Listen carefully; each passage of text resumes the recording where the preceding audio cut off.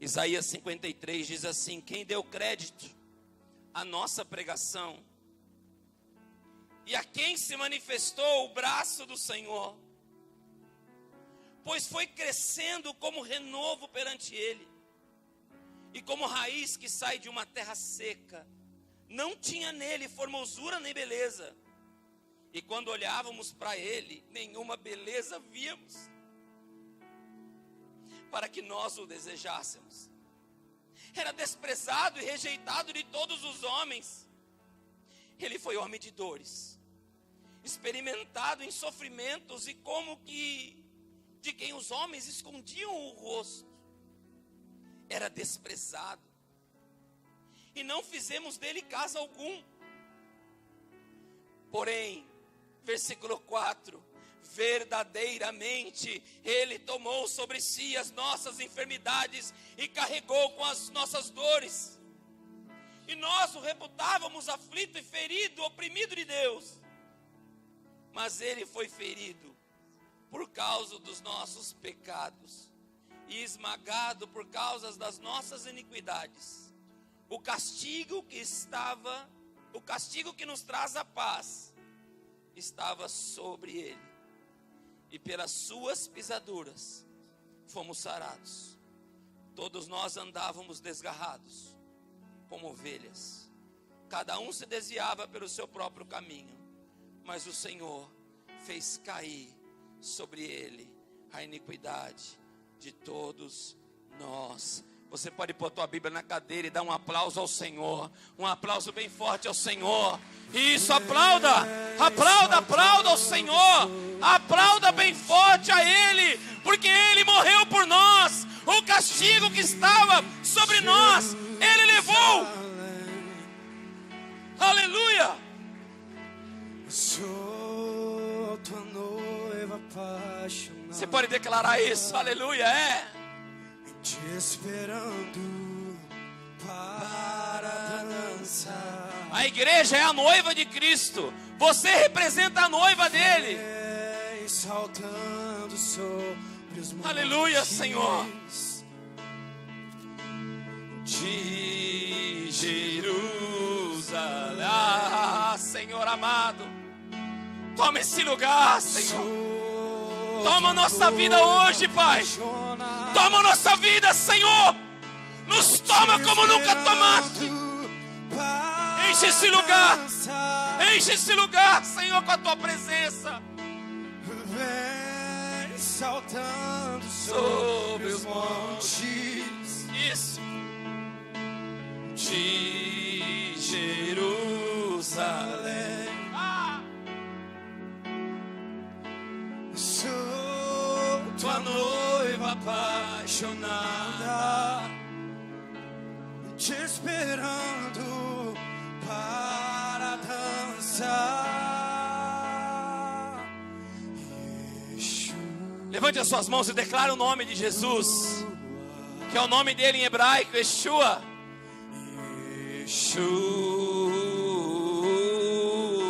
Esse é o nome de Jesus.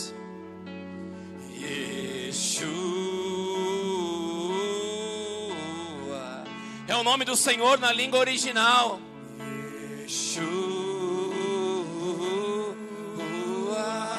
Yeshua.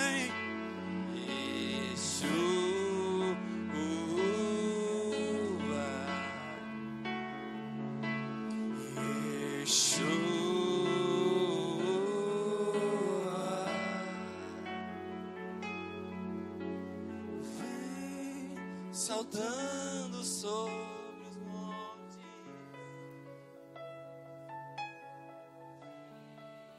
Jerusalém. Aleluia.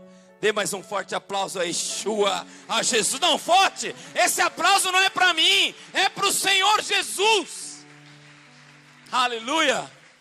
Tome o teu lugar, querido. Se assente um pouquinho. Aleluia.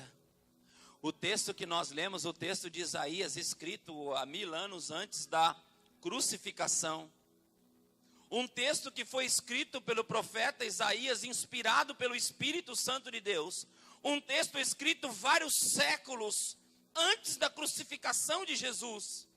E o Alexandre, espiritualmente movido pelo Espírito, abriu o texto aqui, abriu o culto hoje pregando sobre o texto de Isaías. O Gessé cantou Isaías hoje. O texto que nós lemos, escrito centenas de anos antes do acontecimento que foi a morte, a crucificação e a ressurreição de Cristo.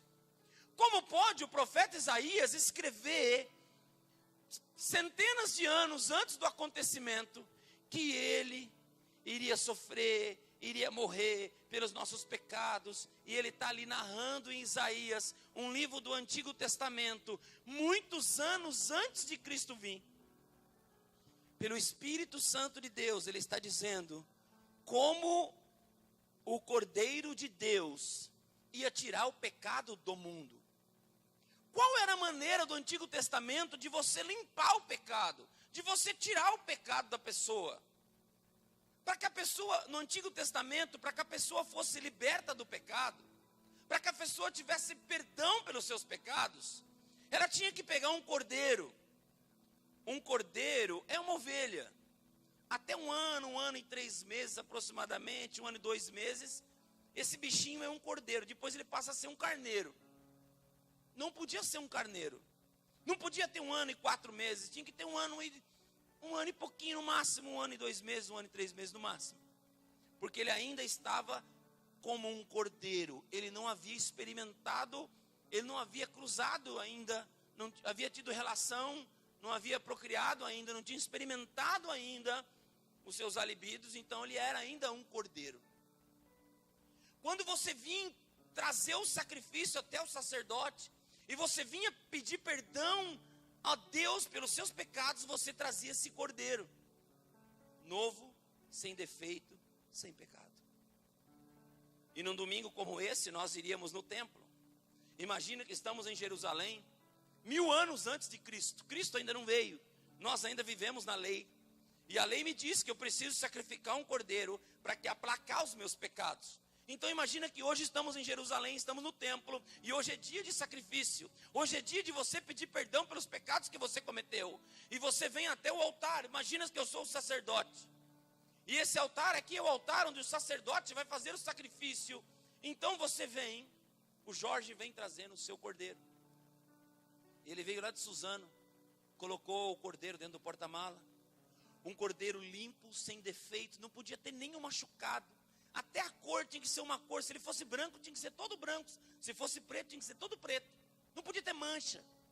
O Jorge foi lá em Suzano, pegou, ele criou, ele comprou, ele colocou no porta-mala do Celta dele um cordeiro.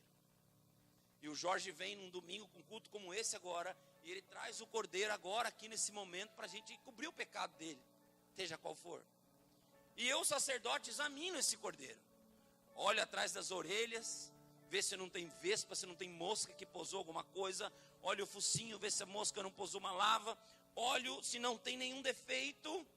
E falo para o Jorge, o cordeiro está perfeito. Pega uma lâmina afiada, uma faca de pederneira com uma ponta precisa e cirúrgica.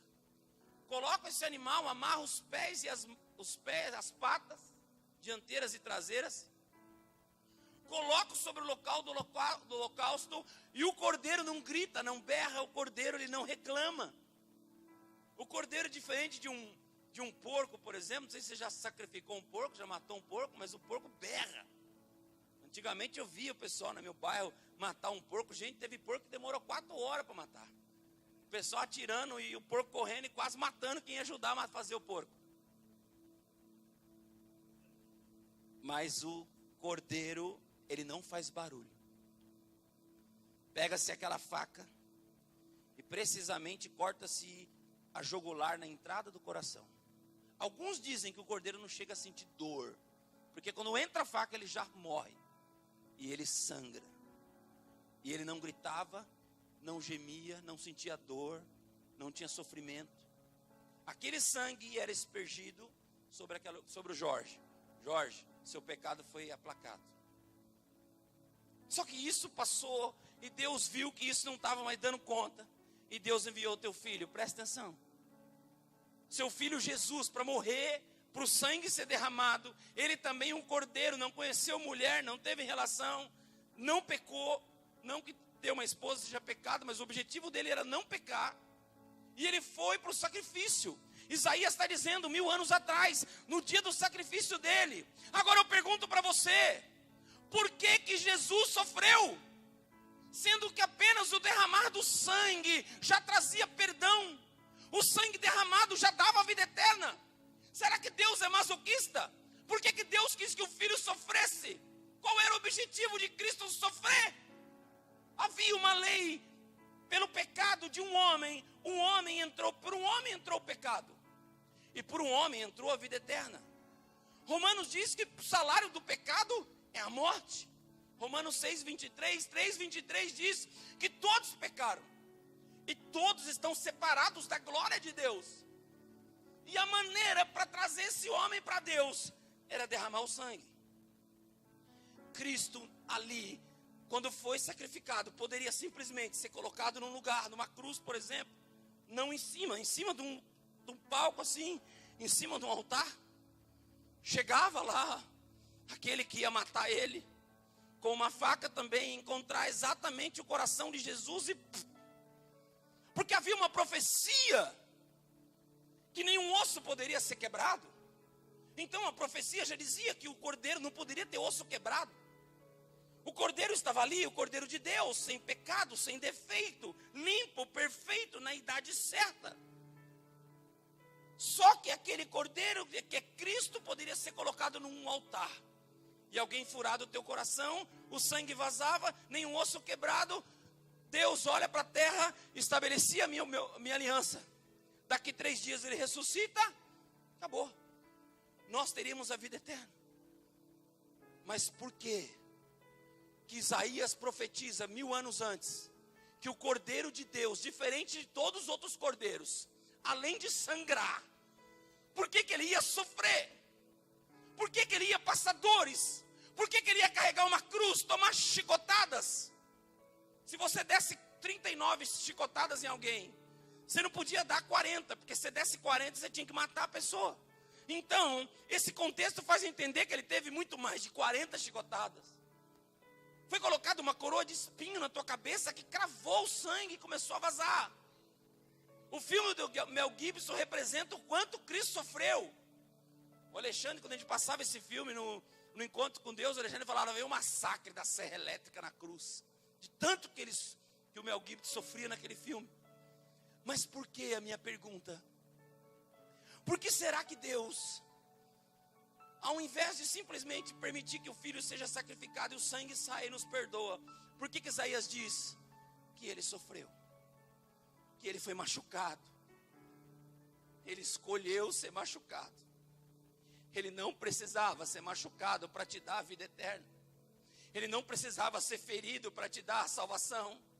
Ele não precisava de sofrer tudo que ele sofreu na cruz para te reconciliar com Deus. Mas ele escolheu o sofrimento lá no Getsemane, quando ele entende que o Pai fala para ele, quando ele entende o que ele vai passar, que ele fala, Senhor, se possível, afasta de mim esse sofrimento. Porque tu sabes que eu não preciso desse sofrimento para salvar esse povo. Eu não preciso sofrer para trazer vida à humanidade. É só derramar o sangue. Mas se o Senhor tem esse plano de eu sofrer, seja feita a tua vontade. O sofrimento, Isaías já explica por que o do sofrimento. Pelas suas pisaduras, pelo seu sofrimento, nós fomos sarados. Ou seja, tem 2 significados o sacrifício de Cristo. O primeiro, vida eterna, sangue derramado. O segundo, sofrimento, porque com o sangue derramado, Ele nos deu vida eterna. E com o sofrimento, Ele nos deu vida abundante. Ele nos deu vida nessa terra. Ele permitiu com que as dores dele nos trouxessem cura em vida. Ele falou, eu não preciso fazer isso por eles. O meu sangue já basta. Mas eu vou sofrer, vou apanhar, vou tomar chicotada. Porque quando alguém dobrar o joelho na sua casa e falar, Deus, eu já estou salvo, o sangue me salvou.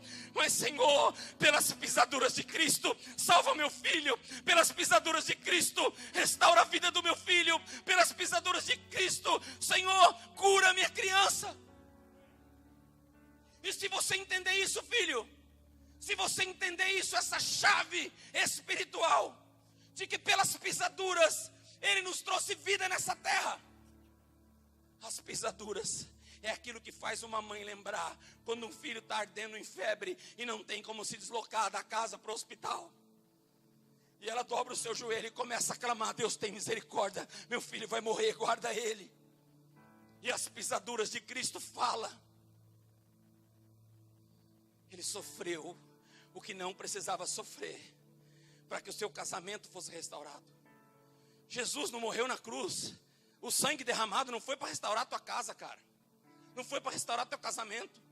Não foi para restaurar a tua mente. Não foi para te dar uma nova maneira de viver, não. Foi para dar vida eterna. Mas Ele escolheu as pisaduras, o sofrimento, para restaurar teu casamento, para restaurar a tua casa, para restaurar a tua vida, para trazer de novo alegria onde não tem alegria, para fazer você voltar a sonhar, para você voltar a acreditar, para que você possa entender que nessa vida, Jesus também se preocupou com que você tivesse uma vida aqui, porque Ele experimentou passar 33 anos nessa terra, Ele experimentou passar, e Ele soube o que é passar fome, passar calor, passar frio, Ele soube o que é ser rejeitado, Ele soube o que é ser ignorado. Então, queridos, as machucados dele, aqui nessa vida, nos faz viver uma vida abundante. Lá no Éden, o ladrão veio para matar, veio para roubar e veio para destruir. Mas João capítulo 10, versículo 10, na parte B do versículo, diz que eu vim para que tenham vida, e vida abundante. Primeira vida é a vida eterna, a segunda é a vida nessa terra. Porque hoje nós ouvimos um discurso bonito dizendo assim: não, porque Ele me salvou, é tudo que eu preciso, eu vivo pela graça, eu vivo pela misericórdia, o resto é tudo lucro. Mas quando se tem alguém enfermo dentro de casa, dobra o joelho e vai orar para quem? Em nome de Jesus, tudo que fizerdes, por palavras ou por obras, fazei em nome do Senhor Jesus, dando a Ele toda a glória. Colossenses 3,16. Quando nós passamos por dificuldades, a gente lembra de orar por Cristo, de clamar pela vida do Senhor. O que nós podemos aprender com a dor de Cristo? O que nós podemos aprender com a dor do Senhor? E eu quero dizer, se você tomar essa chave hoje, querido, durante essa semana Deus falou muito comigo quando eu estava internado lá na clínica. Essa semana eu me internei. Nós ficamos sem o pastor lá, eu tive que me internar, mas foi de Deus. Como Deus falou comigo naquele lugar. Como eu pude ver a presença de Deus. Nós recebemos um menino há um tempo atrás, quase um mês atrás, um morador aqui do bairro de Ribeirão. E esse rapaz usa crack há 30 anos. Ele foi batizado num terreiro de macumba, cabeça feita, mãe feita. Ele tem conversa com os espíritos, tem um monte de demônio. E o dia que esse rapaz foi internado, o Jean internou esse rapaz, ainda bem que o pessoal da clínica não pôde vir hoje. Enquanto internou esse rapaz na clínica, o primeiro dia que ele estava lá, e o irmão ligou e falou: a gente internou um rapaz aqui, morador de rua. Há anos mora na rua. Quem mora na Vila Suíça conhece ele, Vila Sueli. E eu cheguei com meu pai, era mais ou menos umas 11 horas. Eu falei: pai, vamos lá na clínica, o senhor dá uma olhada. E meu pai foi. Cadê o novo interno? Perguntei para o pastor. Está lá no fundo. Aí falei: pai, vamos lá no fundo ver. Cadê? Já foi embora? A hora que eu olho para uma árvore de uns 10 metros de altura, ele está pendurado lá em cima na árvore. E a gente olha e fala: o que você está fazendo aí, rapaz? Sai dessa árvore, vai quebrar. Ai, não, eu sou igual macaco, aqui não quebra não. Meu santo é forte. E eu já olhei para o pastor e falei: pastor, cata esse cara daí que eu vou pôr no carro e vou levar ele embora agora. O pastor: calma, pastor, não é assim. Desce daí que eu quero te conhecer. Conheci ele e tal. O apelido dele é Dudu. E eu pude conhecer ele durante essa semana, esses dias. E conversando com ele naquele primeiro dia, ele falou assim: não, aqui é o seguinte, eu estou aqui porque eu vi ele falando sozinho. E ele estava ali conversando sozinho, falando: você está falando com quem? Eu estou falando com meus guias. Eu falei: ah, miserável, você está falando com os guias? Eu catei o pastor lá, falei: pastor, vamos fazer uma oração aqui. Vamos clamar aqui, quem vem que manda nesse negócio? Se é o Jesus ou se é o guia? Eu falei, Senhor Jesus, pela tua pisadura, pela tua misericórdia, o Senhor já nos salvou, mas faz um favor para nós. Fecha esse céu aqui, não deixa um guia descer nesse lugar, mas se ele for falar, ele vai falar com as paredes. Parece que Jesus falou, amém. Tá bom, tá feito, não desce mais nada. E de vez em quando eu pegava ele falando, e aí, os guias estão quietos. Glória a Deus. E ele já não está mais conversando. Aí ele começa a perguntar para mim. Ele tinha uns galos de roupa velha assim, que ele falava, não, essas roupas são consagradas. Tinha uns cachimbos, nós jogamos cachimbo de crack fora, ficou umas roupas consagradas. E ele falou, só visto aquelas roupas. E aos poucos eu fui ministrando no coração dele. Essa semana alguém mandou 2 calças da Mercedes, assim, umas calças do jeito que ele gosta, larga embaixo. Eu falei, irmão, pastor, essa sim. Ele colocou aquela roupa, trocou de roupa e jogou fora aqueles trachos. E o cabelo parecendo um cabelo do urso. Nada contra cabelo Black Power, mas o dele não era Black Power, era Black, deixa pra lá. Rapaz, o cabelo tudo espetado assim, torto, acabado. Eu falei, irmão, você precisa cortar esse cabelo. Não, na minha cabeça ninguém põe a mão. Para pôr a mão na minha cabeça, o do terreiro tem que pôr a mão no sal grosso. Miserável, sal nós tem aí, não tem problema não. O Éder e a Luciana foi lá essa semana servir a casa. O dia que nós batizamos eles, ele falou, pastor, o dia que você precisar, nunca fale para um pastor, o dia que você precisar, porque eu vou atrás de você. Ele falou, o dia que você precisar, eu venho aqui cortar o cabelo dos meninos. Aquilo ficou gravado na minha agenda que eu tenho lá. E domingo, quando eu despedi eles aqui, apertei a mão deles, depois foi lá pro fundo, apertar a mão dos irmãos, falei, olha, vamos precisar cortar cabelo lá, hein? Aí ele chegou na terça, deu um trato no cabelo de todo mundo. E já estava escurecendo, ficaram lá com a gente, eu vi uma história deles, foi tão gostoso, né, Éder? Aí, quando estava escurecendo já, eu falei, Dudu, vamos cortar o cabelo? Não vou não. Na hora que eu vou lá para trás tomar um banho, quando eu volto, está o Dudu sentado na cadeira. E o Éder dando aquele trato no cabelo dele. A hora que eu olho para ele assim, eu falei, irmão, me convenci. Eu comecei a chorar. Eu comecei a chorar não por falar, meu Deus, como o Senhor é poderoso, sabe? E ver ele ali cortando o cabelo, todo alegre. A Samara vai lá, ele faz coisa para a Samara comer. E está um ambiente maravilhoso de uma vida sendo restaurada. Porque pelas pisaduras de Cristo nós fomos sarados. Amém, queridos? Pela pisadura dele nós somos transformados. E ver um rapaz como esse, queridos, isso não tem preço, não tem valor. Sabe? Ainda que a gente sofra lá na clínica, né, pastor? Que a gente passa, as situações que a gente passa. Mas quando você olha, eu não sei. E ele falou que quer ficar lá o resto da vida. Mas não importa quanto tempo ele vai ficar, só de olhar para a cara dele e falar, meu Deus, como Deus transformou. Ontem o pastor Hildo passou o dia lá na clínica, quando ele mandou uma mensagem, falou, olha, está um ambiente maravilhoso nesse lugar, porque a presença de Deus estava ali. As pisaduras de Cristo nos transformam, amém? As pisaduras do Senhor nos transformam, e nós precisamos aprender com as dores, querido. Aprender com as dores e especificamente com a dor que Cristo passou.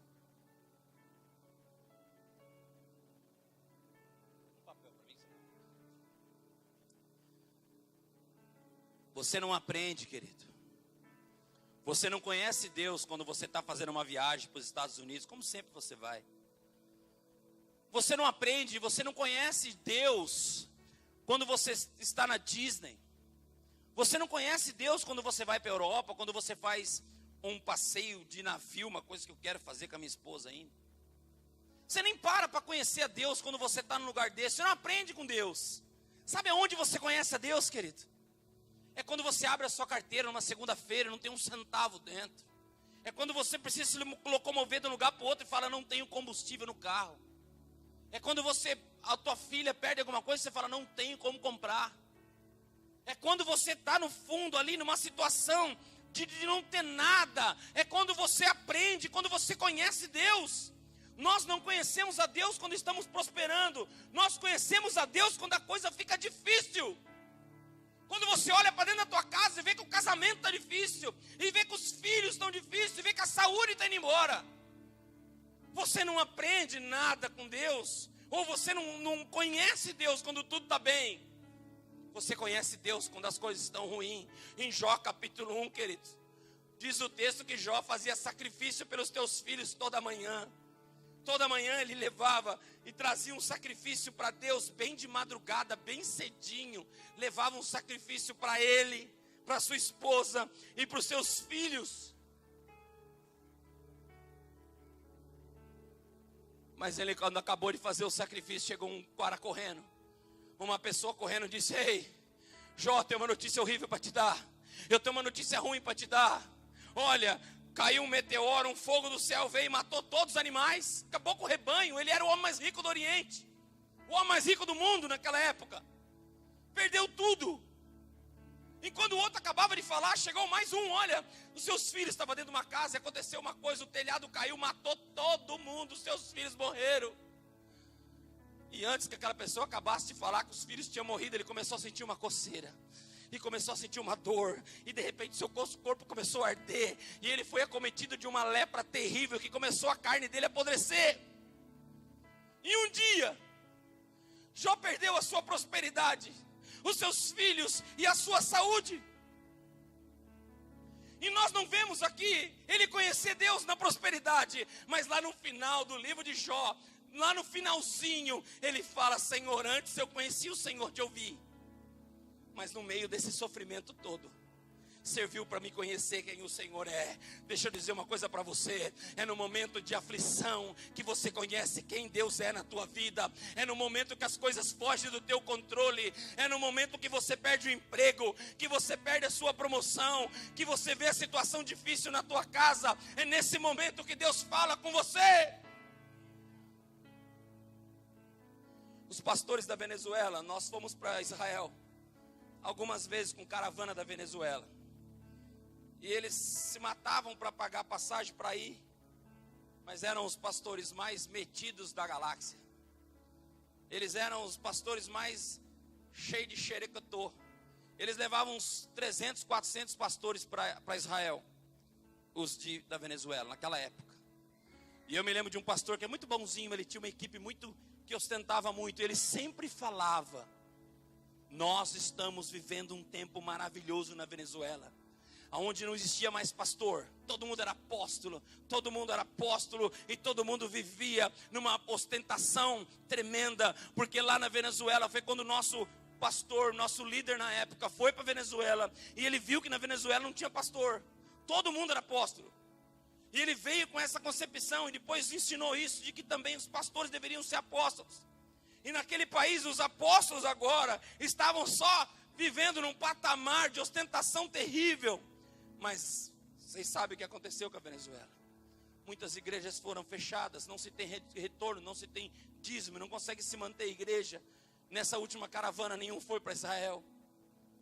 Mas agora os pastores de lá mandam áudios, clamando a Deus como nunca clamaram, buscando a Deus como nunca buscaram, orando ao Senhor como nunca oraram, e eles mesmos dizendo: Senhor, nos perdoa, nós jogamos nossos anéis fora, nós jogamos nossos títulos fora, para dizer para o Senhor: Senhor, nos perdoa, porque é no meio da dor que nós te conhecemos, é no meio da dor, é no meio da escassez, que nós conhecemos o Deus que nós servimos, querido. É no meio da tempestade, quando o mar está revolto. Você está caminhando na tempestade, antes do mar, antes da tempestade, está tudo tranquilo. Está os discípulos dentro do barco, Jesus lá dentro, e um contando história. Você viu quantos pães? Você viu quantos peixes? Sobrou 12 cestos de pão e de peixe. Você viu que prosperidade? Nós estamos bombando, a nossa equipe está bombando, nós estamos vivendo um tempo maravilhoso. Você viu a multiplicação? Agora estamos aqui nesse barco, tranquilo, o mestre dormindo. Ei, nós estamos bombando. De repente a tempestade veio, queridos. A tempestade veio e o barco estava quase afundando. E eles lembraram de acordar Jesus.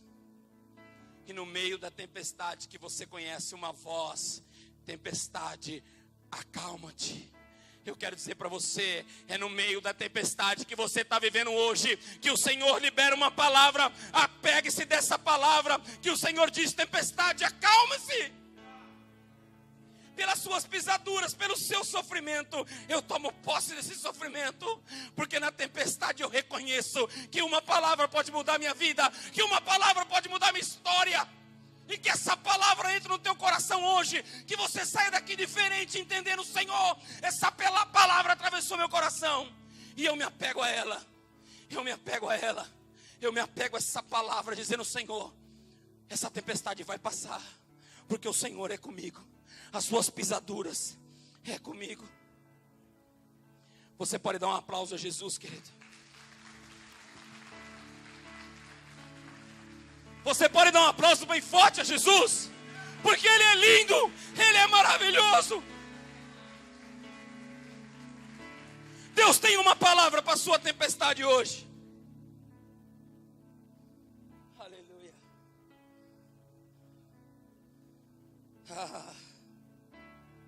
Só Tu és santo, é. Senhor. Não há outro como Tu, Senhor. Aleluia. Aleluia, Senhor.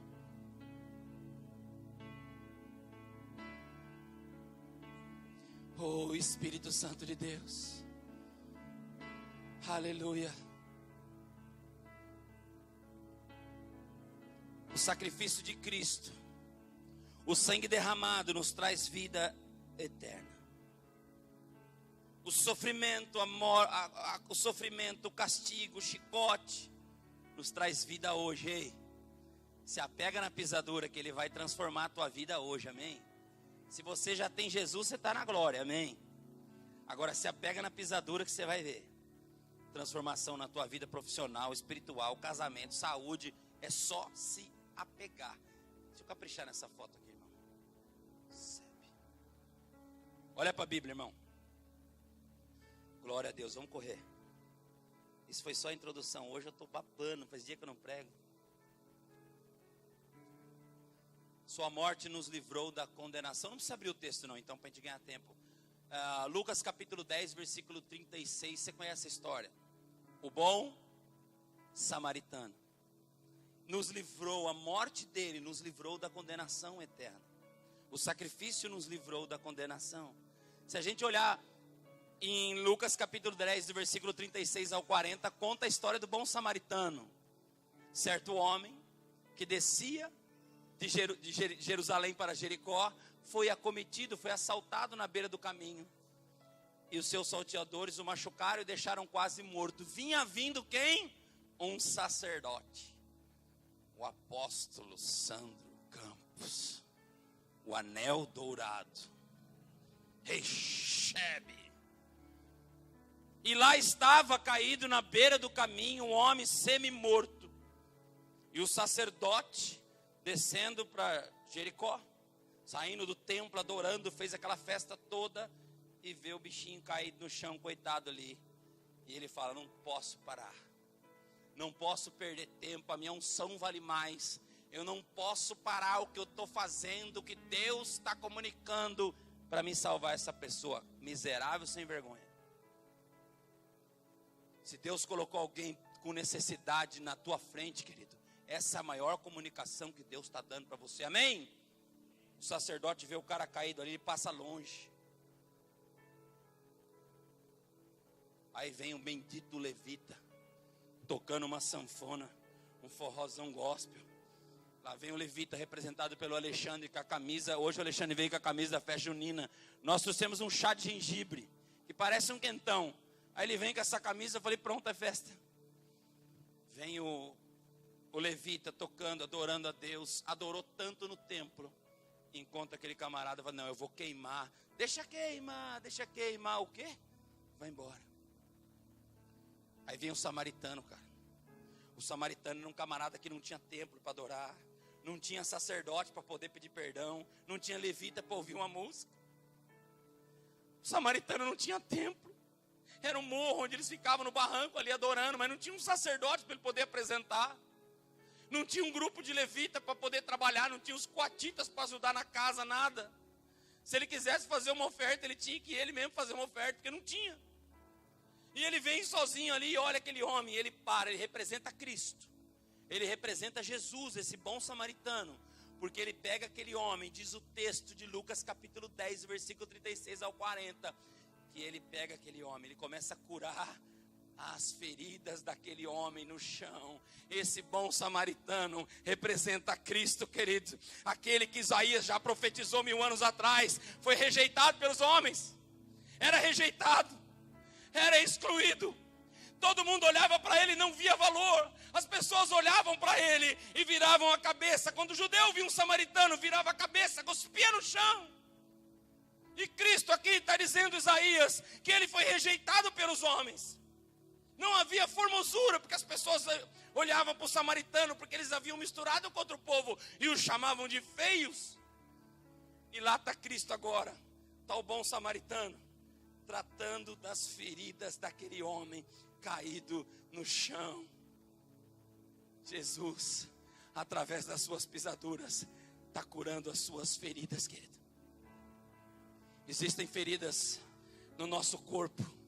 Existem feridas emocionais. A Maria postou um negócio tão bacana sobre psicologia no Face, que eu até guardei, mostrando 2 ratos. Se a Maria não está aí, 2 ratos, que 2 ratos eram uma experiência. 2 ratos e com água. Um rato tomava água, os 2 estavam dentro de uma jaula pequena. Uma água pura e uma água com heroína. Então o rato ali, ele ia escolher qual água que ele ia tomar. Ele escolhia dentro daquela jaula fechada, ele escolhia a água com heroína. E ele tomava, ficava doidão, rodava, depois morria. Depois um camarada, né, Maria, fez um estudo e falou, vamos melhorar essa gaiola, Alexandre. Vamos fazer essa gaiola aqui como se fosse um parque. Colocou um negócio que corre, deu uma espaçada bonita, colocou um outro ratinho lá para ele fazer sexo à vontade, bastante comida boa. E colocou também a água com heroína e a água pura. E o ambiente que o ratinho estava, fazia ele só beber água pura. Ele viveu. Fazendo sexo, vivendo bem, comendo bem, uma vida boa. Para que ele usa droga? Era um estudo comportamental. De que a situação que a gente vive leva as pessoas. O que não é simplesmente o vício. Mas é o ambiente que você está, pode te levar a fazer coisas ruins. Deixa eu dizer para você, muda o ambiente que você está, querido. De repente você está dentro de uma gaiola, dentro de uma jaula, e o único espaço, a solução que você está tendo, a saída que você está tendo, é se intoxicar com coisas. É se tornar um ambiente tóxico, que você não consegue. Agora sai dessa gaiola, sai dessa caixa. Cristo está fazendo agora, como fez com esse samaritano, com esse rapaz que pegou ele e colocou no seu animal e levou para dentro da hospedaria e chegou lá e pagou um preço, assim como Cristo pagou um preço por você. Ele deu 2 moedas ali, 2 denários e falou, toma, cuida desse homem, e quando eu voltar, se tiver alguma coisa eu pago. Ou seja, Cristo está dizendo, eu vou voltar. Ele está curando as suas feridas, querido. Talvez você esteja aqui hoje com ferida na tua alma, nas suas emoções. Porque no nosso dia a dia a gente sofre tanto, sim ou não? Você sofre quando vê uma conta sua negativa. Que vocês não têm esse problema? Você sofre quando você chega a uma conta que você quer pagar e você não consegue. Você sofre, passa por uma depressão quando você perde o emprego. E o Alexandre me passou um dado assustador esses dias. Acho que mais de 1.400.000 pessoas perderam emprego esse mês de maio. A situação não está fácil, querido. Mas nós temos as marcas das pisaduras para poder se apegar, para Ele transformar. É difícil quando alguém te afronta, sim ou não? Quando alguém te ser injusto com você. As pessoas ao nosso redor, o convívio com pessoas não é fácil. Eu estava ouvindo um rapaz esses dias que ele falou assim, olha, nós teólogos, e agora eu falo com os estudantes aqui. Estudantes que eu estou ouvindo muito pessoal da Venezuela. Olha, nós falamos aqui, nós aprendemos sobre angiologia, aprendemos sobre o futuro, Apocalipse, sobre as revelações, aprendemos sobre demônios, e nós estudamos tanta coisa. Quem vai ver? Eu nunca vi, aliás, eu vi um anjo uma vez. Você quase nunca vê anjo. Por que você estuda tanto sobre anjo? Você quase nunca vê demônio. Por que estuda tanto sobre demônio? Mas a gente não estuda sobre pessoas. Eu passo o dia inteiro com pessoas e fico o tempo todo estudando sobre anjo, estudando sobre não sei o quê, sobre a revelação que vai acontecer, sobre os últimos dias e papapá, e esquece de estudar pessoas. Esse homem parou a sua teologia para estudar, deixou de estudar para pegar um camarada e colocar no seu animal e levar para a hospedaria. Nós passamos muito tempo estudando tanta coisa que não usa nunca. Nós precisamos estudar mais as pessoas, conhecer mais as pessoas, nos relacionar mais com as pessoas, buscar mais conhecer as dificuldades das pessoas, amém? Não nos torna espiritual, querido, fazer jejum, não nos torna espiritual, queimar, adorar, não nos torna. Decorar a Bíblia inteira, eu gosto de decorar a Bíblia, já li quase 10 vezes a Bíblia inteira. Isso não me torna espiritual. Eu preciso conhecer pessoas, as dificuldades dela, o que ela passa, o que eu posso ajudar. Amém? Quem que você pode trazer para uma reunião como essa? Quem que você pode trazer para um culto como esse, meu irmão? Senão não faz diferença. Uma outra coisa que o sacrifício trouxe para nós: o Espírito Santo. Amém? Sangue derramado, vida eterna. Sofrimento nos dá o direito de clamar por cura, transformação aqui na terra. O sacrifício de Cristo nos deu o Espírito Santo, porque Ele disse: eu vou para o Pai, mas eu não vos deixarei órfãos, eu voltarei. E o Espírito Santo estará convosco todos os dias. Amém? Ele nos deu o Espírito Santo. Você tem o Espírito Santo lá em Atos. Não vamos abrir também pelo tempo. Em Atos capítulo 19, Paulo está chegando. E quando Paulo está chegando, encontra ali alguns discípulos. E eram 12 discípulos. E Paulo pergunta e vê aqueles discípulos pregando, vê aqueles discípulos fazendo boa obra, e vê aqueles discípulos ministrando. E Paulo fala: ei, vocês já conhecem o Espírito Santo? Nós nem sabemos quem é esse tal de Espírito Santo. E Paulo então ministra na cruz ali, Jesus é crucificado. O sangue derramado nos dá a vida eterna. As pisaduras nos sara das nossas enfermidades. E também que você recebe Ele, você tem o Espírito de Deus, o Espírito Santo. E eles falam: não, nós conhecemos o batismo de Jesus, o batismo de João. E Paulo impõe as mãos sobre eles. E naquele momento eles recebem o Espírito Santo. Diz o texto que eles começam a falar em outras línguas e começam a profetizar. O Espírito Santo está em você pelo sacrifício de Cristo. Posso ouvir um amém? Se você entregou tua vida para Jesus, se você reconheceu o sacrifício de Cristo, você tem o Espírito Santo. Eu estou falando com pessoas aqui, não como o apóstolo Paulo, que encontrou aqueles 12 homens que não tinham o Espírito. Eu estou falando para pessoas aqui que receberam Jesus. E se você recebeu Jesus, você tem o Espírito Santo aí dentro de você. O Espírito Santo está aqui agora em nós. O problema é que muitos não valorizam aquilo que têm. Tem uma criancinha de 7 anos. Esses dias ela me pediu um patinete. E pai vai fazer de tudo o que pode e o que não pode para comprar um patinete para a criança. E eu fui com ela no shopping. Seu maior erro, quando sua filha te pedir um presente, não vá com ela no shopping, porque você vai ter problema. E eu tive que rodar muitas lojas para encontrar um que cabia no orçamento daquele dia. E eu encontrei, graças a Deus. E ela veio toda contente com aquele patinete, andou. Não faz 3 semanas. Quando eu chego agora, eu vejo o patinete encostado no chão. Porque criança é assim, né, Joana? Ela começa a pedir: eu quero isso, e você vai e compra. Pode ser um presente de 1.000. Pode ser um presente de 100, de 10 reais. Ela vai te pedir: eu quero, eu preciso. Você vai e compra. 2 semanas depois, está largada ali no canto de casa. Nós agimos como crianças também. Nós passamos a nossa vida toda em busca de algo que nós não temos. É o camarada que vive em busca de algo, de uma casa melhor, de um carro melhor, de um emprego melhor, de uma esposa melhor. Uma esposa de um marido melhor. E não valoriza o que tem. Não valoriza o que Deus deu para você, cara. Valoriza a profissão que você tem, ela seja qual for. Porque quantas pessoas hoje nesse mês perderam o seu emprego? Valoriza o trabalho que você tem. Por mais que você não esteja recebendo o que você quer, por mais que você não esteja com os valores que você precisa, mas hoje o Espírito te diz: valorize o que você tem. Valorize o Espírito de Deus na tua vida. Porque o Espírito Santo é consolador na tua vida. O Espírito Santo te mostra o caminho. O Espírito te consola. O Espírito te guarda. O Espírito revela. Valoriza o que você tem. Valoriza o casamento que você tem, meu irmão, minha irmã. Valoriza o teu esposo, que acorda de manhã e vai trabalhar, que às vezes não sabe lavar uma louça como eu sei, que às vezes não sabe ser um marido perfeito como eu sou. Mas valoriza o teu marido, querido. Se ele consegue pelo menos acordar de manhã e trabalhar, valoriza o teu marido, amém? Se ele consegue pegar você, dar um beijo, é alguma coisa. Valoriza o teu marido, porque a gente passa a vida inteira em busca de algo melhor. Valoriza o que você tem hoje, esposa. Dá glória a Deus pelo teu marido, mulher, amém? Marido, dá glória a Deus pela tua esposa.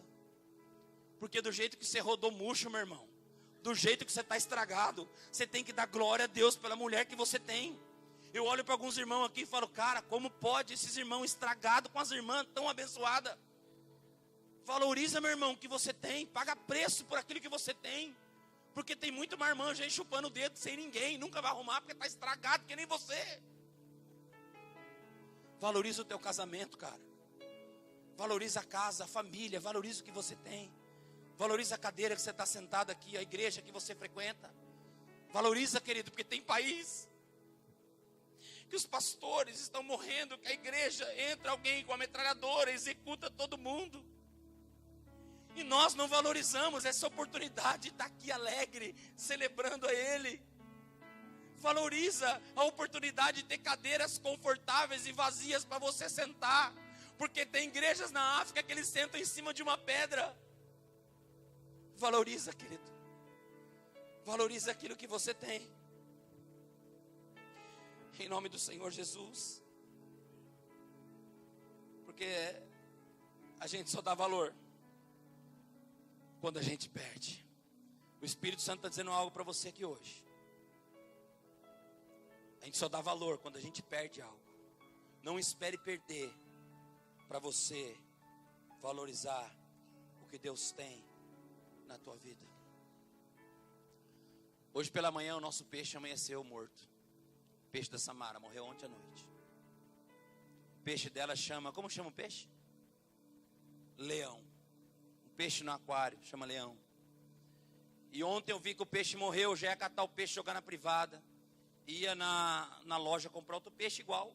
Já fiz isso várias vezes. Já fiz isso com o Sandrinho, já fiz isso com a Sara. Eu lembro da Sara, quando a Sara tinha 2 codornas que botavam ovos todos os dias. E a nossa casa tinha uma garagem subterrânea. Não sei porque eu fiz aquele buraco lá para guardar o carro lá embaixo. Depois a gente tampou tudo, mas tinha uma garagem lá embaixo. Aqui ficavam os balaústres. E o espertão aqui foi lá e colocou a gaiola com as 2 codornas em cima do balaústre. E lá embaixo tinha assim uns 4 metros para baixo. E tudo aberto, a garagem, né? Os gatos, né? De madrugada o gato veio. Subiu na gaiola, caiu lá para baixo, matou as 2 codornas. Eu acordei para trabalhar, via a gaiola lá embaixo, só as penas. A aberta é só as penas. Quebrou a gaiola, roubaram comeram eu acho que foi um gato. Espero que não seja uma onça, uma jaguatirica, foi um gato. E eu vi só as penas ali. Não sei se foi a Rosângela também que fez, mas sobrou só as penas. Rapidamente eu acordei, assim que abriu a avicultura, eu já comprei uma gaiola igual e 2 codornas iguais. E coloquei lá em cima do balaústre e a Sara bobinha acordou. Hoje não botaram o ovo. Eu até coloquei 2 ovinhos lá depois da geladeira, aí botaram, gelado. Lembro que o Sandrinho também tinha peixe, um dia o peixe bonito, amarelo, morreu. E eu correndo fui lá e coloquei o peixe antes dele ver. E ontem quando o peixe morreu, que eu ia pegar, esconder, o Espírito Santo falou: opa, está na hora de mudar. Sua filha vai ter que aprender com a dor. A dor também ensina nós. A dor, ela é pedagógica, a dor nos ensina. E hoje quando o peixe estava lá no fundo das pedrinhas morto, a Samara acordou e a Rosângela: dá um jeito. Eu falei: vem cá, Samara, o leão morreu. Ela: pai, antes que ela começasse a chorar, eu falei assim: filha, vamos fazer um funeral de excelência para esse peixe. E ela já animou. É mesmo, pai? É. Aí fomos achar uma caixinha de madeira e tal. E aí eu queria colocar no papel. Falei, vamos pegar o papel e jogar dentro da privada, fazer um funeral. Não, pai, já que é funeral tem que enterrar. Aí pegou a caixinha de madeira e tal. Falou, a Rosa arrumou uma caixinha. Colocamos o peixinho lá dentro. Fomos lá para fora, cavamos um buraco lá. Do outro lado tinha um caminhão parado, um tanque lá. Nós fomos do lado ali, abrimos um buraquinho. E ela colocou o peixinho. Falou, pai, posso jogar terra? Falei, joga, filho. Aí ela jogou terra, colocou um piso em cima. Aí eu vi uns gravetos assim, uma cordinha. Parece que Deus prepara tudo. Eu fiz uma cruz pequenininha. Finquei a cruz em cima. E ela falou, pai, posso pôr umas florzinhas? Aí foi ali, pegou umas florzinhas no meio do chão, colocou as florzinhas. Eu falei, filha, agora vamos fazer um... Pai, traz uma palavra. Sentado ali em frente à casa da nossa vizinha, da Sandra, falou, esse pastor tá doido. Sentado ali com a Samara, ainda bem que tinha um caminhão escondendo. Falei, eu vou para um lugar, preparar lugar, né? Há mais alegria num funeral do que num churrasco. Aí oramos pelo bichinho, agradecemos por esses 3 anos que o bichinho viveu com a gente, com o peixinho. E ela ficou toda alegre. E ali Deus ministrou mais algo. A gente tem que aprender com a dor. Amém? Porque a gente vai sofrer na vida. Mas nós precisamos compreender que a dor faz parte. Deixa eu dizer uma coisa para você. A dor faz parte. A desilusão faz parte. O sofrimento faz parte. O desentendimento faz parte. Mas o que Deus quer mostrar para você, eu vou terminar com a última frase aqui, que eu já ia até tirar, mas eu lembrei de uma frase que eu anotei que eu não posso deixar de falar. Vou encerrar agora. O seu futuro não é construído pelas pregações de domingo, nem pelas orações de domingo, mas pelas decisões de segunda-feira. O seu futuro não é construído pelas orações de domingo, mas sim pelas decisões que você vai tomar amanhã, na segunda-feira. Curva um pouquinho a tua cabeça, querido. Curva a tua cabeça. Senhor, em nome de Jesus, Pai, eu quero orar pelos teus filhos agora e declarar sobre os teus filhos a bênção do Senhor. Em nome do Senhor Jesus, sobre essa palavra, Pai. Senhor amado, que ali na cruz, Deus, só as pisaduras nos trouxe, nos salvou. As suas pisaduras nos curou, porque através das suas pisaduras nós fomos sarados. Aleluia! Aleluia!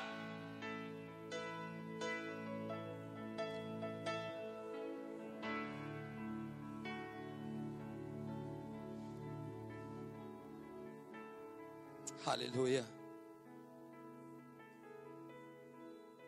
Aleluia, Jesus.